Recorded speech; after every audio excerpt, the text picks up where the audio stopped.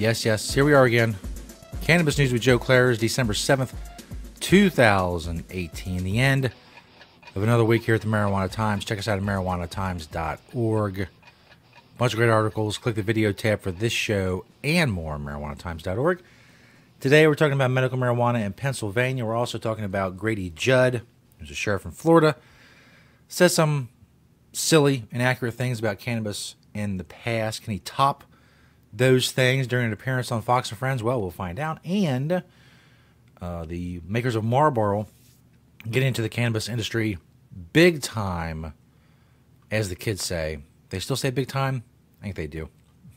Before all of that, of course, cannabis news brought to you by NatureSide, nature-side.com, and their organic, all-natural pesticides. Side is spelled C-I-D-E, of course. Grow safe and poison-free. Don't use harmful chemicals on what you are growing. Of course, don't use banned pesticides in the legal state that you are growing in. All of these things, all of these goals can be accomplished by checking out nature-side.com, a proud sponsor of Cannabis News. They're awesome. Go check them out. This first story by Jason Sander at marijuanatimes.org. Pennsylvania Department of Health will consider expanding the state's medical cannabis program. Pennsylvanians who suffer from depression, anxiety, or insomnia might soon be able to find some relief with medical cannabis, thanks to the approval of a new process in expanding the state's qualifying conditions.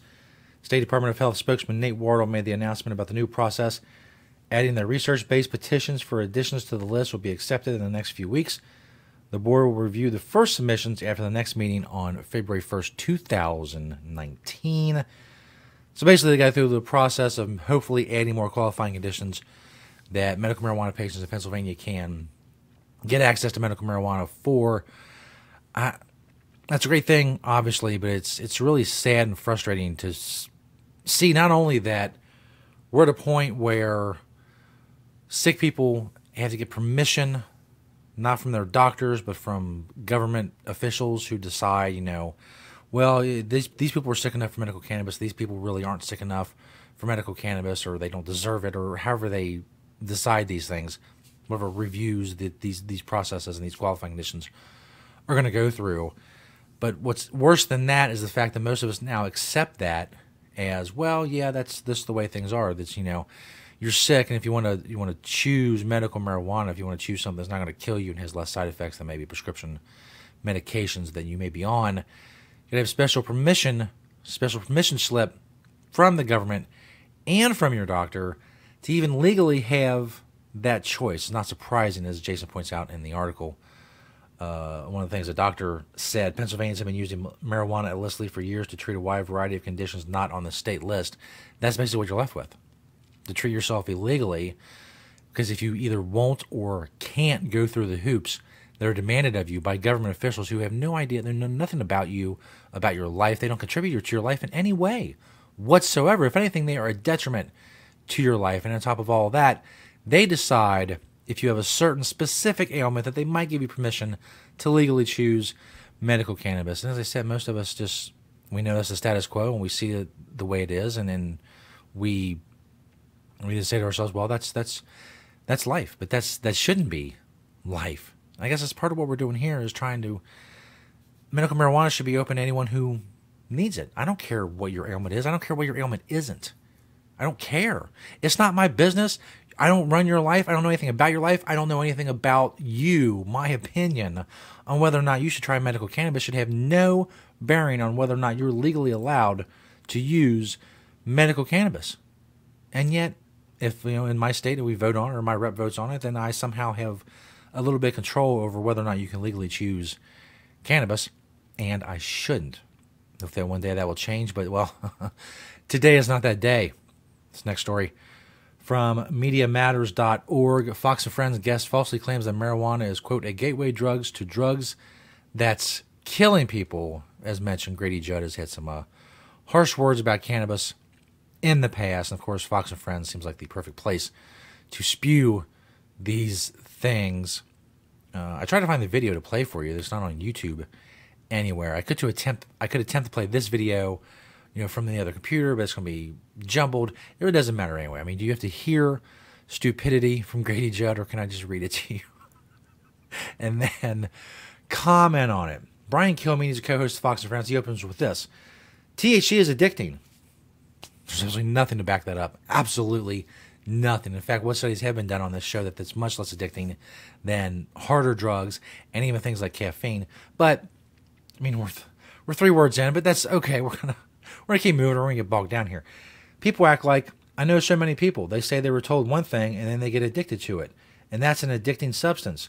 There is a price to pay for pot. Who are these people? He knows so many people that I guess were told that THC is not addicting, but it turns out they are addicted, and now they're addicted to marijuana. I bet he knows 0 people that fall under what he just said.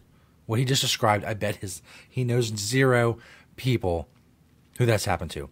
But continuing, Grady Judd, well, he took that softball and went after it. There absolutely is a price to pay for pot, Judd said. You know, I spent my entire adult life in law enforcement, and a lot of it investigating traffickers of drugs. Absolutely nothing. He could have 150 years experience of that, and it would tell him nothing about the addicting nature of marijuana. But continuing, and it's not a minor nonviolent felony. Yeah, it is. Yeah, it is. You sell somebody a bag of weed, it is a nonviolent felony, to be sure, in many states, but completely nonviolent, completely consensual. Unless you force someone to buy marijuana and then smoke it, then I have a problem with that. I'm very pro cannabis, but if you force someone to buy marijuana and then force them to consume it, at gunpoint or knife point, or they're unconscious or whatever, that's wrong. That's wrong. But otherwise, yeah, it is a nonviolent, completely consensual act. And this is the best part. This is the best part of Judd's quote. It's ruining families, it being marijuana, and killing people every day across the United States. Now that, of course, is completely wrong. Marijuana doesn't kill anybody. It's impossible to overdose and die from marijuana. But I'm going to give Grady Judd the benefit of the doubt because the next part of the sentence gives it context. And maybe this is what he's talking about. So that's the point we're going to rebut. And we stand here in denial thinking that it's not a gateway drug to drugs that's killing people. Now, giving him the benefit of the doubt, maybe he means that marijuana, in his mind, is a gateway drug to drugs that do kill people. And in that way, marijuana is somewhat responsible for their deaths. We talked about this yesterday. The fallacy, the myth that the gateway theory is. Most people who use cannabis will never, ever, ever move on to harder drugs. When I say most, I mean the vast, vast majority. Now, where's the gateway theory come from? As I said yesterday, you put 100 heroin addicts in a room. You say, how many of you, the first drug you tried was marijuana? 80 hands go up. Bam. Say 95 hands go up. Whatever. It doesn't matter. Gateway drug. They started with marijuana. They went to heroin. It happens. That's almost 80, 90% of the time. That's what happens. But it's not what happens. Ansley Earnhardt, I don't know who that is. She's apparently another host of Fox and Friends. She said, yeah, you don't start on cocaine. I don't know how she said it, but in my mind I hear, yeah, you don't start on cocaine. You probably start with marijuana and at least other things, right? And of course Grady Judd says, oh yeah, that's absolutely right. Yeah, gateway drug. You start with marijuana, right? It's like saying alcoholics that milk is the gateway to alcoholism. You don't start with alcohol, right? You don't start with liquor. You start with milk, soda pop. You start with juice, things of that nature. And those things inevitably lead to alcohol because if you put 100 people in a room, 100 alcoholics, and say how many of you, raise your hands, started with milk, juice, or soda pop, 98 hands go up. Well, those things are gateways to alcoholism. That's dumb. Just because you did one thing before the other thing doesn't mean that one thing led to the other thing. I shouldn't have to explain that. That seems self-explanatory, and yet it's not. A lot of people don't get that simple fact.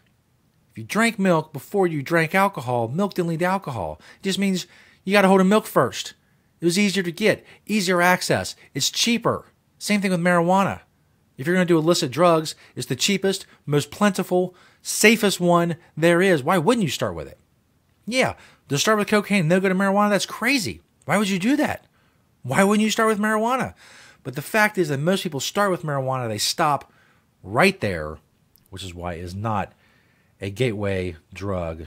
Judd went on to say, we have a meth problem across the state and country. If someone's in possession of meth, you're in possession of marijuana because it kind of cuts the edge off the meth. That's neither here nor there. Well, maybe it does. It doesn't mean marijuana is a gateway to meth. Just means some people may use marijuana to mitigate the effects of meth, which makes no sense. Why do meth in the first place? I don't know. I don't understand you. You do meth, and you're like, oh, this is too much meth. I'm going to do some marijuana. Why? Why do the meth? If it's too much. I don't know. I'm not gonna try to get in the mind of a meth head and ask why they do what they do. I'm saying what Grady Judd is pointing out is absolutely false, and what he just said doesn't speak to the gateway theory at all. They said, and then they use marijuana and the meth, and they go out and kill themselves or overdose or kill someone else. Who? Who did this? Who did this? Name one person that they used marijuana and meth and they went out and killed themselves or overdosed or killed someone else. And if they did, how does that mean marijuana led to meth? It doesn't. But this guy, his opinion shouldn't matter, but he's a judge, not judge, he's a sheriff. He has power, he has influence, he has a voice in these matters, and he shouldn't at all. Wow, that was weird. There we go. Hit the wrong button. It was cool, though, if you're watching the video. That was cool. You have to admit. Now, it's the last story. Wall Street Journal, WSJ.com. Marijuana won't keep Marlboro Man buzzing. I know a lot of you don't get into business stories or are really worried about it.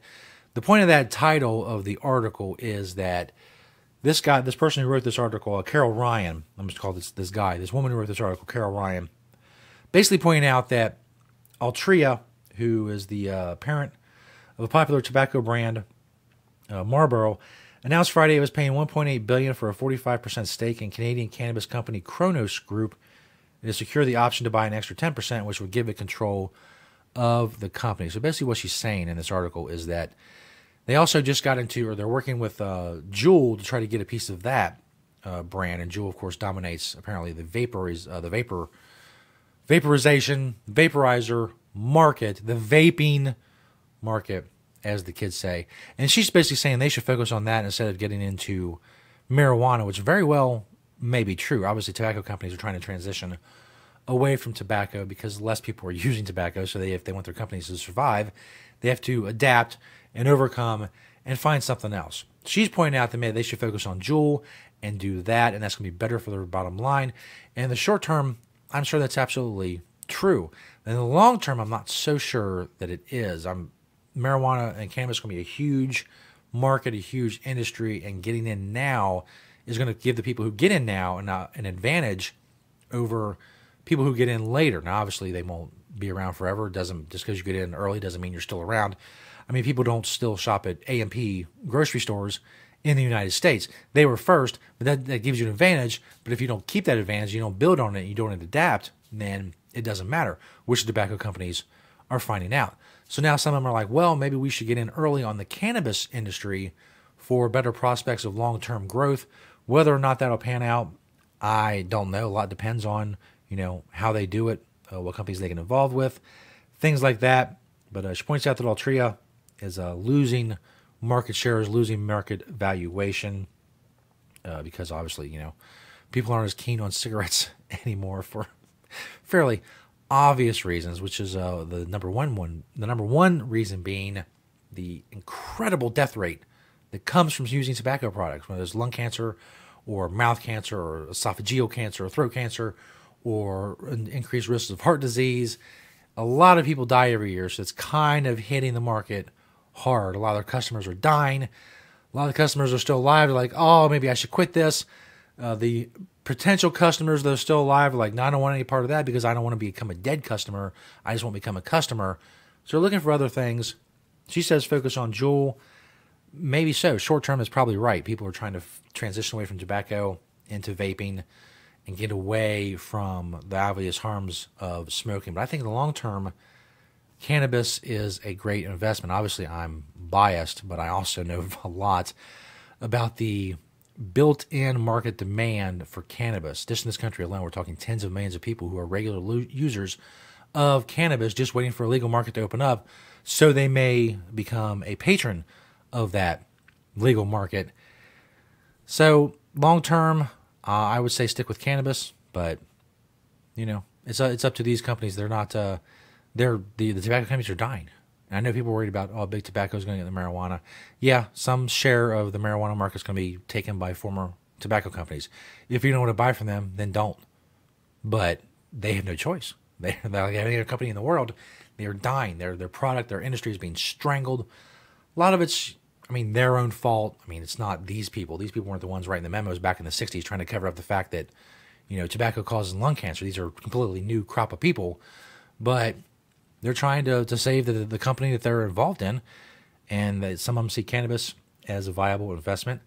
I would agree, but I'm not one of those people that's worried, big tobacco's coming in, marijuana, Marlboro cigarettes, Marlboro marijuana cigarettes. If you don't want to buy it, don't. It's not that hard to find out who's making and owns the product you're buying. The internet exists. You just go to Google, you'll find out in 5 seconds. Does Altria make this cannabis product? Well, I don't want this cannabis product. I want one that's not made by a tobacco company. It's very easy. You don't need the government babysitting everything you do. Calm down. You're an adult. You can make your own decisions. You're fine. You'll be fine. Don't want to buy from Altria? Fine. Do. That's the whole point. The whole basis of all this is you have a choice, and you should have a choice, and that's what I'm trying to do here on Cannabis News. Everybody go enjoy your weekend. We're at the end of another week here at the Marijuana Times. Check us out at marijuanatimes.org. Click the video tab at marijuanatimes.org to find this show. Thank you to Natureside, nature-side.com, and their organic, all-natural pesticides. Thank you for watching and listening, and we'll see you next week right here on Cannabis News.